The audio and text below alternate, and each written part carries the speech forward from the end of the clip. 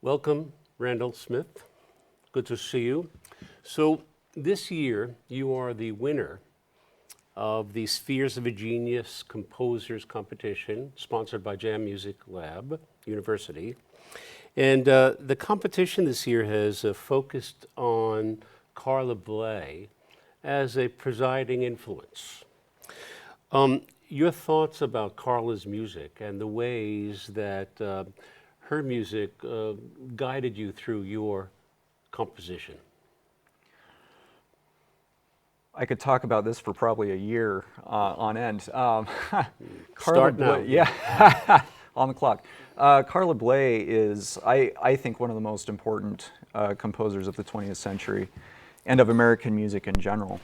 And she didn't really study formally.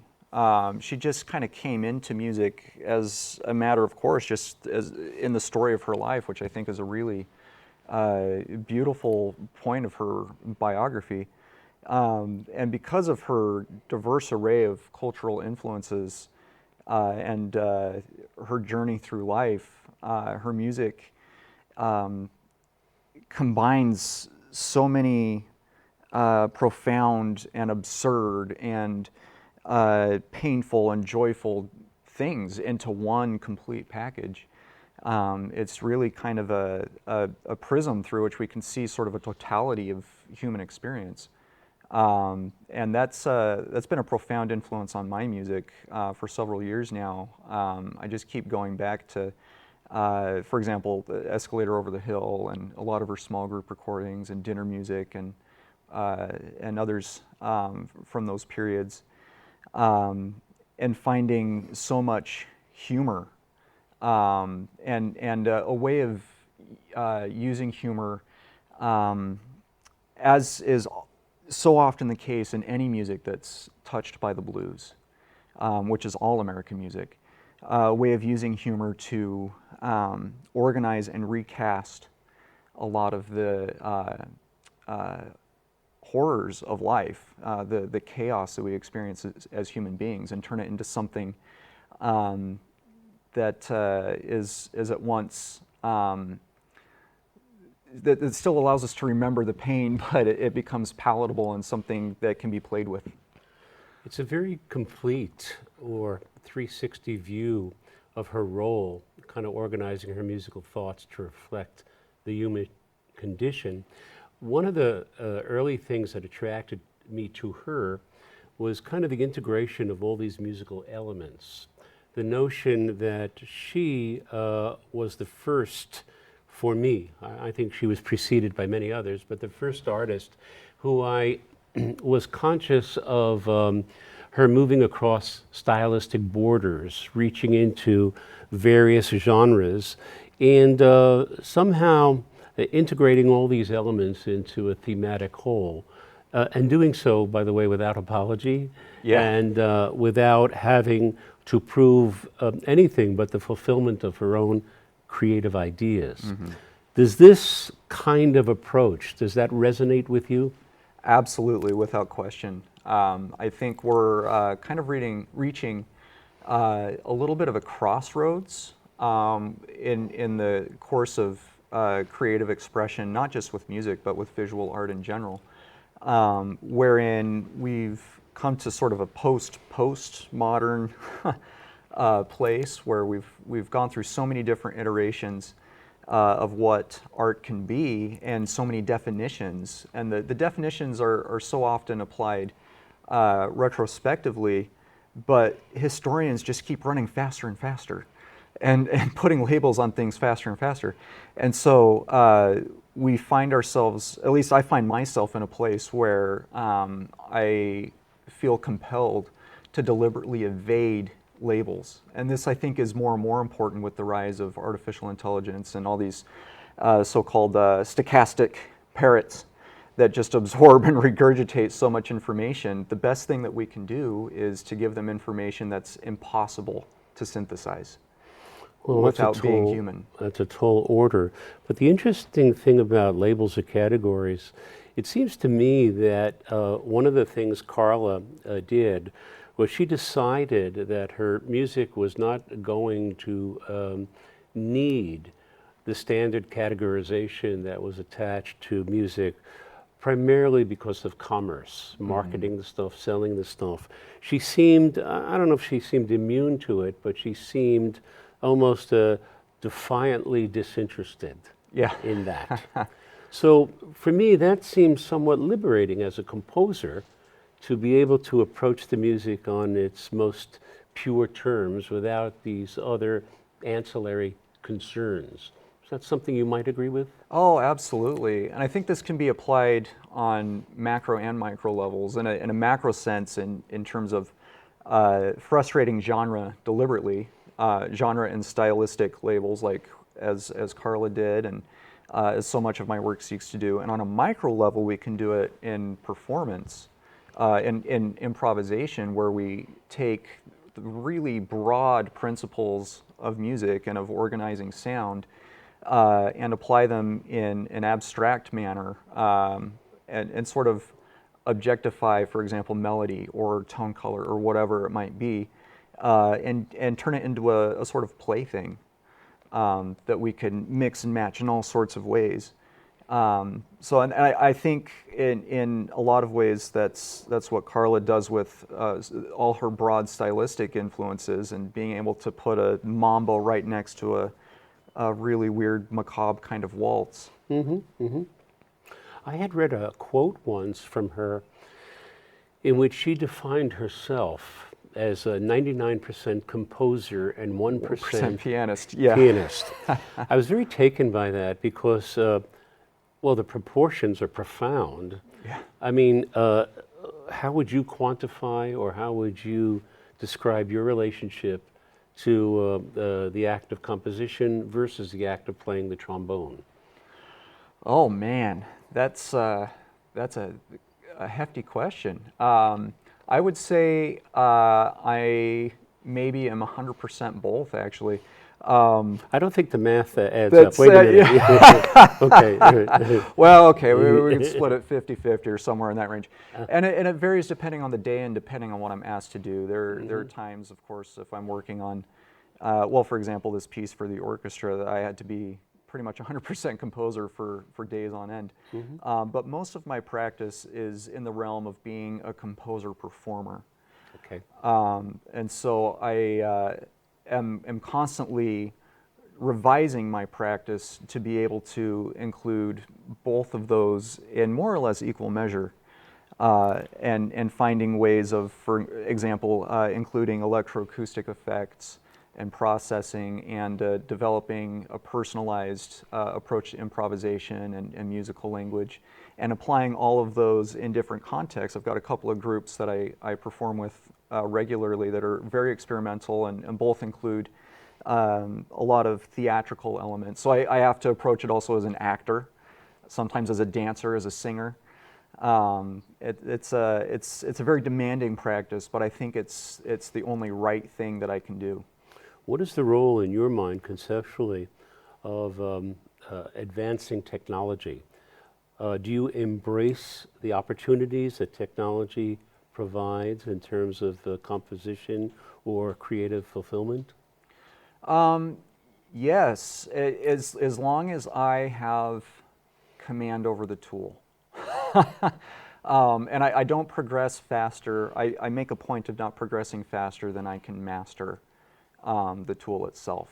Because I mean, imagine trying to handle a chainsaw and not even barely having the strength to pull the cord or something. Like, what happens if you hit a knot in that tree? You'll lose an arm. I don't want that to happen in my artistic practice, as I'm doing things with Max MSP, all this programming and whatever. I have to progress very slowly. Also difficult for a trombone player.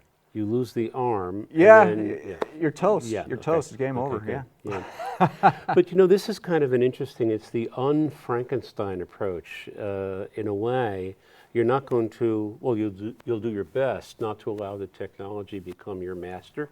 Yeah. Or have it dominate you to the point that you are subjugated to it. Exactly. Yeah. That seems to be a crucial piece approaching any kind of enabling tool that technology can provide. Yeah, I mean, it even extends to the way I use my cell phone. I don't use voice to text. I rarely use Siri, only when I'm driving. If I need to search something, I type it out completely with my thumbs, or all 10 fingers, preferably on a computer. You know, Right. I try to keep technology at arm's distance, but use it, insofar as it can be beneficial As and needed. expand what I'm doing. Let me shift a little bit. So you're from Utah, and I've always been taken, I'm from New York. I've always been taken by both the reputation and the possibilities surrounding Vienna. You know, for those of us interested in music, it seems that Vienna holds, you know, this great sense of both tradition and promise Yeah. together. In your studies, have you been have you been conscious of kind of Vienna's great traditions in serving as an incubator and a birthplace for great music? Has this been sort of part of your overall thinking? Absolutely. And even before I started my formal studies, this was something that was on my mind. As I mentioned yesterday, my dad was a missionary in Vienna, and so growing up listening to all this great music, the byline was always, all the best music comes from Vienna. You know? And so I had these highly stylized ideas of Mozart and Beethoven and all the rest. And then I got into Mahler and eventually got into Schoenberg and the Second Viennese School. And I think you frame this in an interesting way, the combination of tradition and promise for the next thing, that you know, to be on the cutting edge. I think that's a really interesting thought. And the fun thing is that so many of us in my generation, I think, also, while acknowledging that, seek to sort of deconstruct it a little bit, and not just about Vienna, but about a lot of these traditionally held notions and often Westocentric views, and to try to find ways to subvert a lot of these narratives and point out all the things that are happening in all these other places and in parallel movements and whatnot. But there's no denying the influence that this city has had and that it continues to have, and the potential that there is for the future. It's just, I don't know if there's something in the water. Could be. But you know, there's an irony to this, because now you are a part of the potential part of this equation, in that, you know, Jam Music Lab has a mission statement that really centers on building on Vienna's great traditions, and in some respects, expanding, modernizing, updating, reinventing, somehow integrating the past into some version of a future. Spheres of a Genius, it seems to me, is a perfect example of this. You know, in the past, the university honored the work of Monk, and then Leonard Bernstein, and now Carla Bley.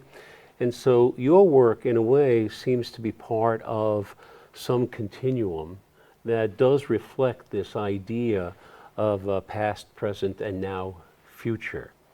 And as I listened to the rehearsal today, it was very clear to me that we're in the process of creating some version of a new tradition here. And it seems that this composition is now a part of that. Boy, you might actually make me tear up a little bit here, Jeff. It's quite okay. It's always been very important to me. I think in part because of my religious upbringing, my particular faith tradition, and we talked about genealogy earlier, but to have a connection to a sonic lineage. And in a lot of ways, I feel that connection more deeply with jazz, which is really interesting, because my ancestors were among those who subjugated people who looked different from them. And those experiences were largely what gave rise to this music, to, I mean, summarize it really grossly. Man, that's, I'm touched that you would put it in those terms, that, Yeah. that this effort fits in this tradition and is part of bridging these generations, if you will. That really does mean a lot.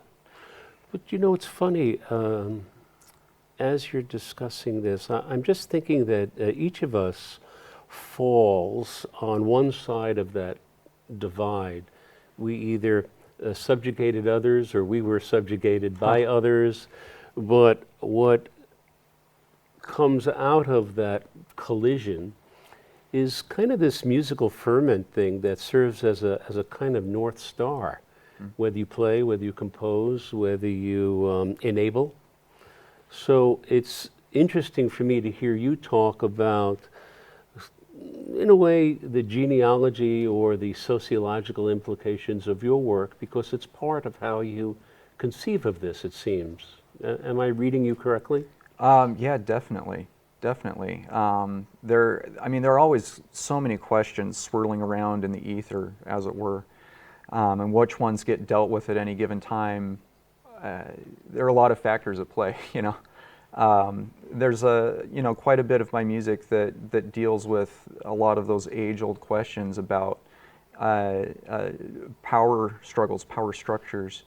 I recently did a very experimental piece that had to do with a massacre in Utah of the indigenous population, instigated by people who look like me. It's a difficult story to deal with, and very few people are aware of it, but I think it's crucial to address those questions and to bring them out in the open. Because if we keep sweeping them under the rug, whatever it is, it doesn't matter if it's racism, class struggle, it could be anything. There's no way to heal. They have to be acknowledged by everybody, and everybody has to be heard. And we have to also acknowledge that hurt people, and people who are inflicting pain, whether intentionally or otherwise, are typically doing so as a means of trying to find some way to lessen their own pain. And that I think is the most tragic thing about being human. I've actually done a piece about this specific question as well.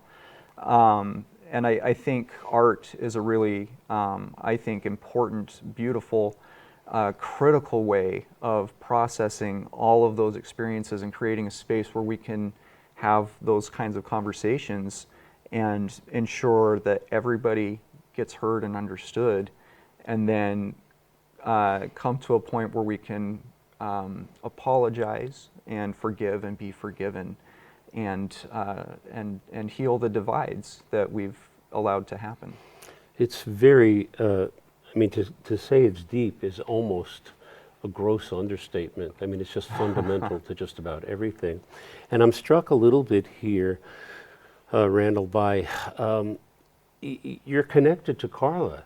Carla's work with Charlie Hayden's Liberation Orchestra, and Carla's kind of desire to both reflect the human condition and then offer a remedy for it seems to me to be very connected to the things you just said.